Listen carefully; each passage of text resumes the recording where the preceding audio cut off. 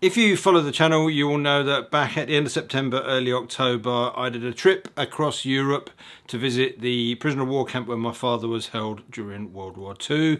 It was 2,500 miles in total over 10 days in all sorts of weather, and I thought that would be a perfect opportunity to test some gear. So here is my run through of the gear that I wore and how it performed.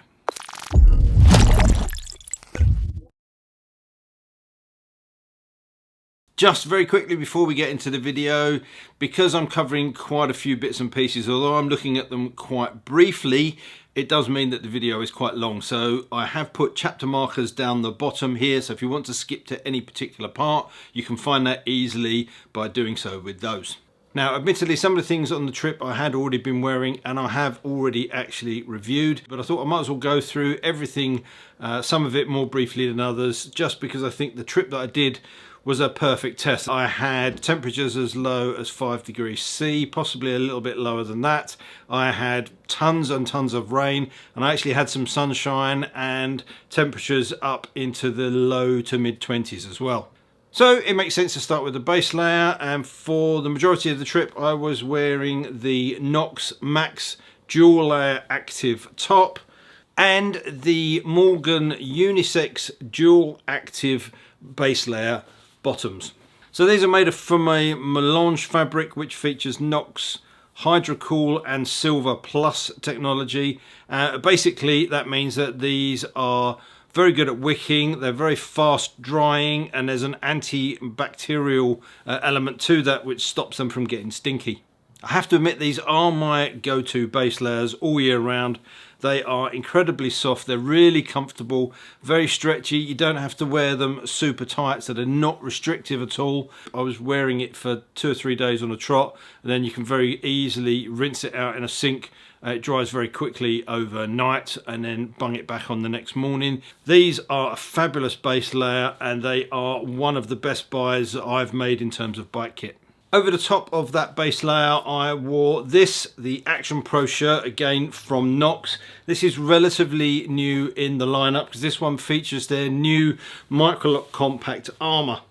It's made from a really super stretchy material, really comfortable. This is just a single A, but it does feature, as I say, this new Microlock compact armour on the elbows and the shoulders, and there is a full length level 2 back protector. Now there is some added material here on the arms and the shoulders to give you some abrasion resistance. So you can wear this on its own if you're riding when it's particularly hot, but you just have to bear in mind that it is only a single A. I'm not too worried about that. I like the fact that it fits really nicely. It's incredibly comfortable. We've got sort of mesh panels under the arms and down the sides to help keep you cool.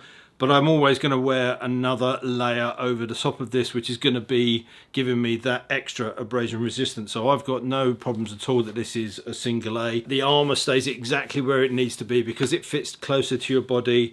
It's not going to roll around. It's not going to move out of place in the event of a crash, which can happen on some jackets that are maybe a little bit looser. And yeah, I can wear this all day long. Super comfortable, no problems whatsoever. Next up is the Rev'it Component H2O jacket. Now I have reviewed this before, so I'll leave a link up the top and in the description as well, but it has become a firm favourite of mine. This is part of the Rev'it Dirt series, which is a more off-road or dirt adventure inspired range, and it's designed to be a little bit of a looser fit, which I really like. It does mean that it goes over the top of an armoured vest because that is what it is designed for. It does come with C-Soft level 1 armour in the elbows and the shoulders, but obviously you would need to take that out if you're going to wear it over the top of an armoured vest. But it gives you that option, so if you want to wear this potentially without the armoured vest underneath, you can pop the armour in. So sometimes when I'm wearing my Kais heated jacket, I'll have a base layer, the heated jacket, I'll put the armour in this and I'll wear this over the top because it's nice and roomy and very comfortable. Now in terms of waterproofing, it's been fantastic. I will say, however, though, that on my first day of riding, where I was riding for almost 12 hours, and probably 8 of those solid were in heavy rain or spray from the motorway. And towards the end of that, this started to get a little bit saturated, and it started to sort of not leak as such, but I could feel some of the dampness coming through. When it does get wet, it dries very quickly. This would be bone dry within minutes of coming out of that rain. So I think it's a good waterproof top. If you're going to be riding all day in torrential weather, then you probably want to put something else over the top of it. But given what this jacket is and how it's priced, I think it performed really, really well. It does also have a hood, which I've forgotten to put on here, but it zips on and off. So as I say, a really fantastic jacket, one of my favourites. And the good thing is that I've worn it a lot, but it still looks as good and performs as well as it did the day that I first wore it.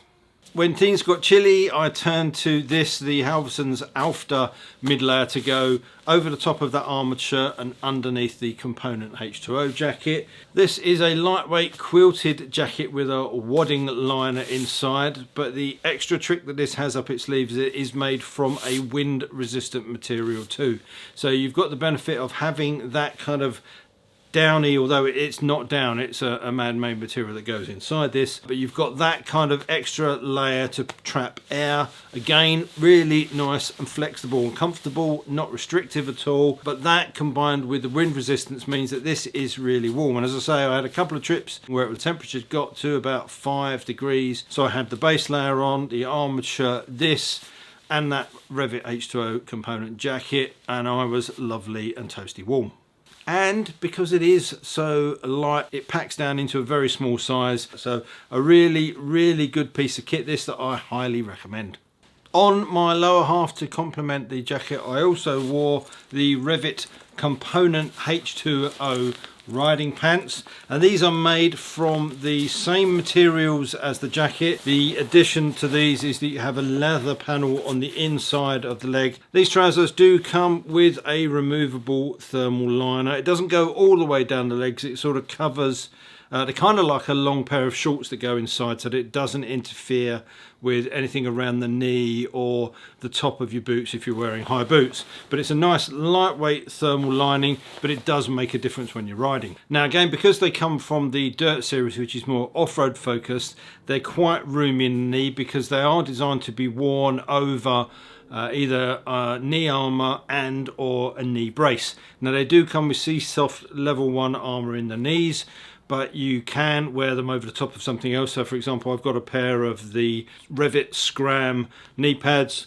longer knee pads. These are like a sock that you pull up over your leg, so it'll accommodate those, and it will take a knee brace as well. So if you are wearing these trousers with just the C-Soft armour that is supplied with them, they are a little bit baggy and loose around the knee. But having said that, I quite like that because it means that they are really comfortable when sat on the bike. One of the features that I really like about this is the massive opening on the bottom of the legs. You've got a big zip that opens out, which makes them really easy to put on any kind of boot.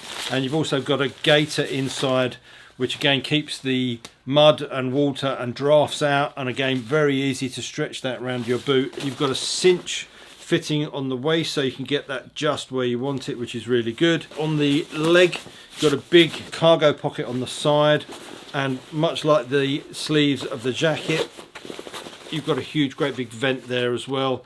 When you've got that open, riding along, it really does catch the wind, and they really do cool you down pretty quickly. They did keep me nice and dry. I had some water pooling on the seat underneath, or the seat pad that I was using, and I could feel that being cold, but it never worked its way through the pants, so that was good.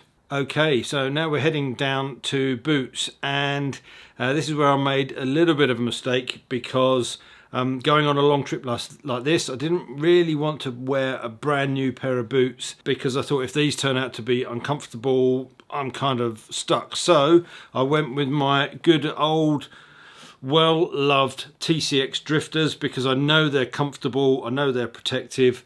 The only problem is that they've now reached the point where this left boot, probably because this part has come unstitched, lets in water. So on that first day, this left boot filled up with water, and subsequently then it was really hard to get these boots to dry out. I didn't really have the time. I wasn't at any place more than one night to be able to dry these out, so they did kind of remain a little bit damp all the way through the trip, and yeah, they don't smell too great either. So those were the boots that I wore, and they got me through it, but they weren't ideal.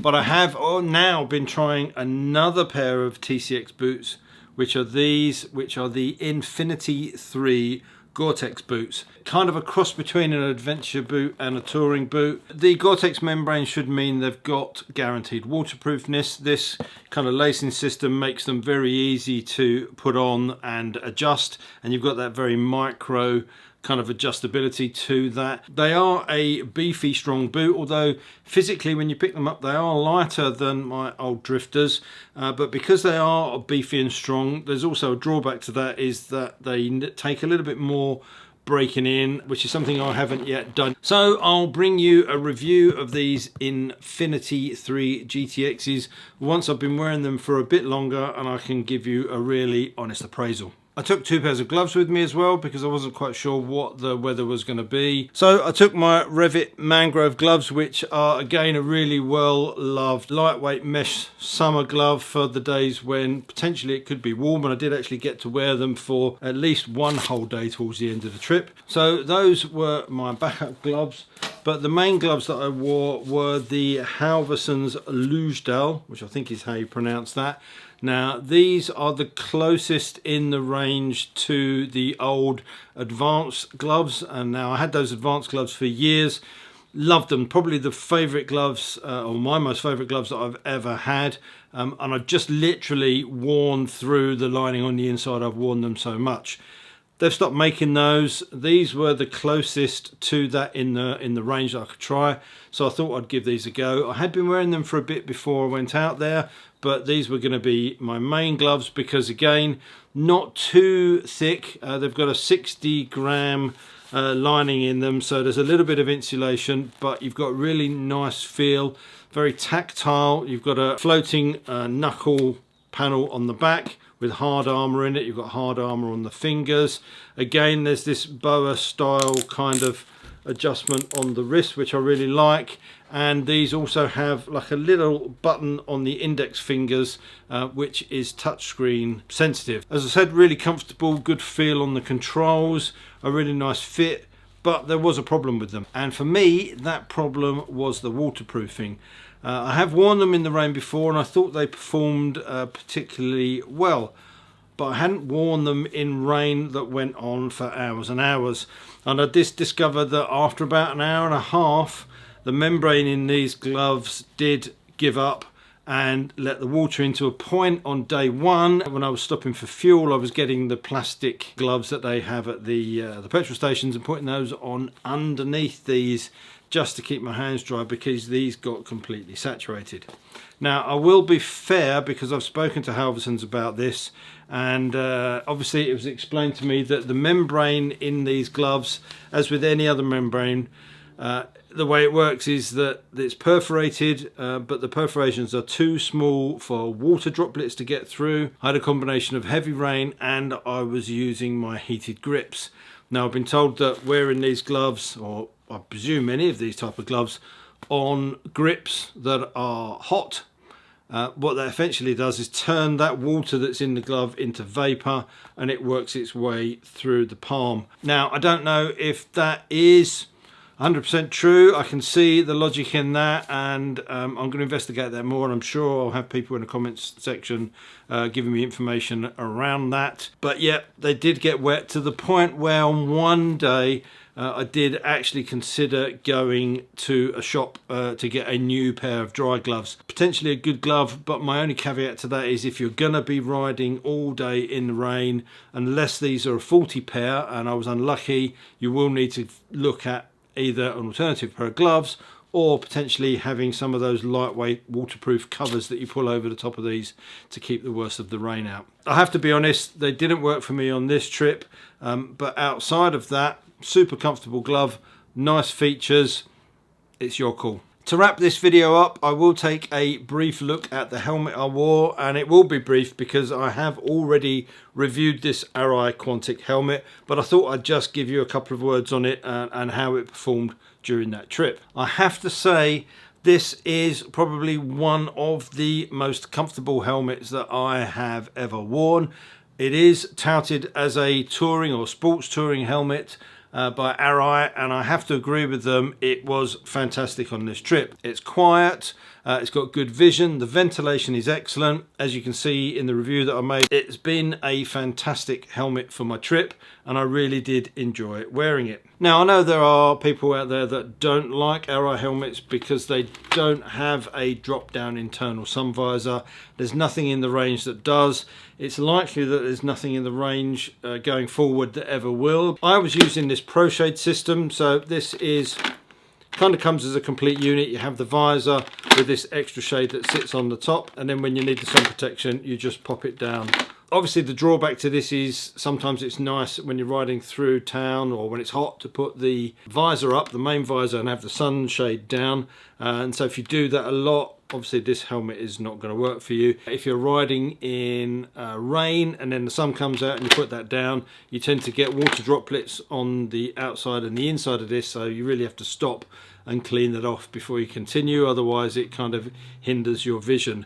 But outside of that, it's been perfect. I leave it on the helmet all the time. I don't get any extra noise from that, even when it's in this position.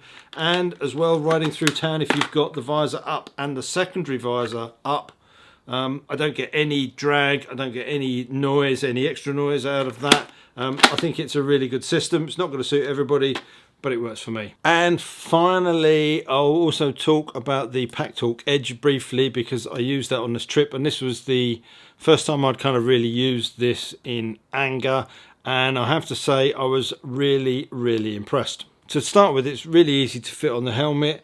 For this, I used the sticky mount on the side.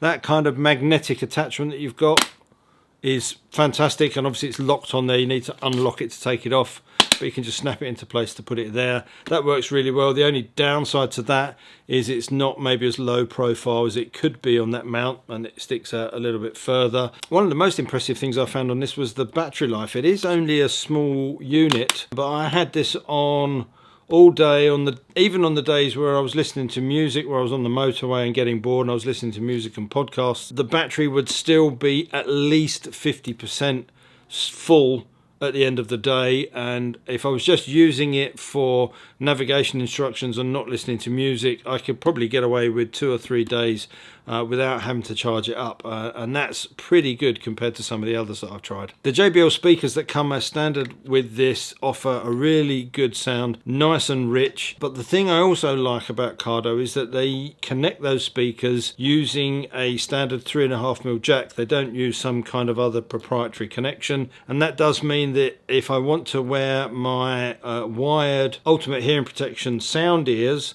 that have got monitors inside, then I can plug those straight into that. And then I've got the benefit of that noise isolation, but it also means that I don't have to have the volume of this turned up to be able to hear it. I can keep the volume really low, and I've got very clear instructions into my ear. That's a really good bonus point. So yeah, a very impressive unit. I think it retails at $339 for the single unit, $609 if you get the dual pack, which are already pre-connected.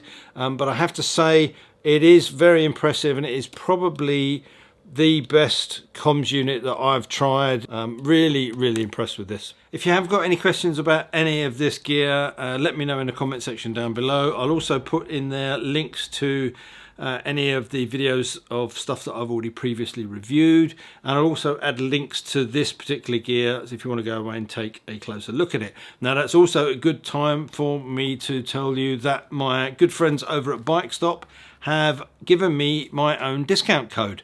Now, by no means am I telling you to go and buy these. I'm not trying to sell this stuff to you. I'm just bringing you an honest opinion, having worn them over a good period of time in all sorts of weather. But if you are interested in any of this kit, or indeed in anything else that Bike Stop stock, then if you use the code MANCAVE at the checkout, you will save 10% on any orders over £100, and that can't be bad. So I hope you enjoyed the video. And until next time, thanks for watching. Take care, ride safe, and I'll see you soon. Bye.